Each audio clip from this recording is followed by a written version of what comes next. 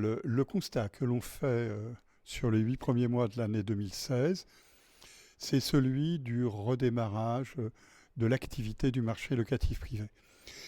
Le marché locatif privé a souffert du point de vue de son activité en 2012, 2013, 2014, et il a commencé à se ressaisir à l'automne 2014. 2015 a été une très bonne année puisque le nombre de baux signés, donc le nombre de biens disponibles à location sur le marché, a progressé de 11,4% sur un an. Et l'année 2016 confirme cette évolution à un rythme plus lent, 4% sur un an. C'est normal. Il aurait été illusoire de penser qu'on pouvait faire 2 années avec une progression d'activité à deux chiffres. Presque partout, l'activité est bien repartie. Une ou deux régions traînent encore les pieds, mais c'est normal.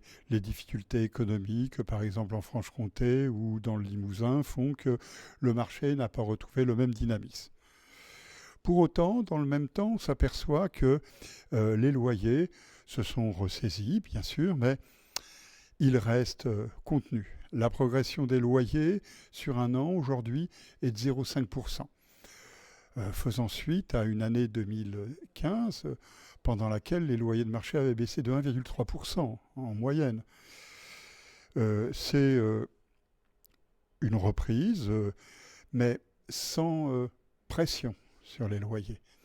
Et d'ailleurs, quand on regarde depuis 2013, en moyenne chaque année, les loyers de marché progressent de 0,2%. Ça, c'est à comparer à l'augmentation des prix à la consommation, en moyenne chaque année 0,4%.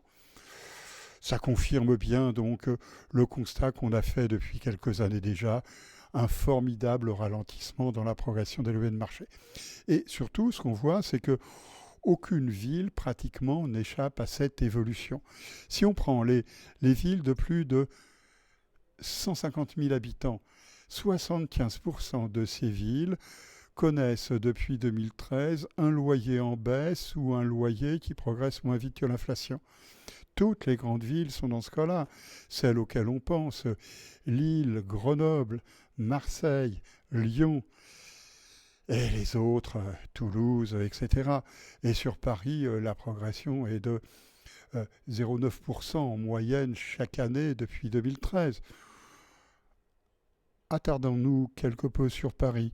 0,9% en moyenne chaque année, 2013-2016. C'est 3 fois moins que ce que l'on observait entre 2006 et 2012. Et c'est 6 fois moins que ce qu'on observait entre 1998 et 2006. Donc on voit bien, on a un ralentissement partout. D'ailleurs, aucun arrondissement parisien n'a échappé à cela. Et sur les grandes villes, mais aussi sur toutes les petites villes, voire les communes rurales. Le mouvement de ralentissement ou de baisse des loyers est général. Cela est une bonne nouvelle d'un côté pour des candidats à la location. En revanche, cela n'incite pas les propriétaires bailleurs à réaliser les travaux. Certes, depuis le début de l'année, l'effort d'amélioration entretien se redresse un peu. Mais il reste de toute façon très en deçà de la moyenne de longue période. C'est pas une très bonne nouvelle, simplement parce que cela signifie que la rénovation énergétique dans le parc locatif privé va avoir beaucoup de mal à se mettre en œuvre.